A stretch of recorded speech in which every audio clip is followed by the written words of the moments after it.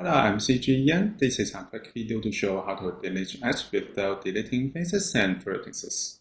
In this tutorial, I will use the UV sphere. We can go to Add Mesh and add the UV sphere. Go to it. And I want to show it clearly. I want to reduce the geometry, so we can type 16 in segments and 8 in rings. Now we can select the object and go to Edit Mode. And then make sure that we select the edges selection, or we can press 2 to switch to edges selection. Now I click on the empty space to deselect all, and then we can select one edge and press delete. We can find delete edges here. Okay, we can delete edges and also delete the faces. If we want to keep faces, we can press Ctrl Z and we can press delete again and use dissolve edges.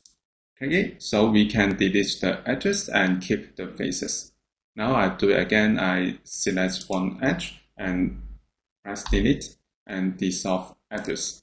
But we can find that we can delete the edge and keep the face, but the vertex is also deleted. If we want to keep the vertex, we can go to the dissolve edges panel. We can uncheck the box dissolve vertices. So we can keep the vertex here.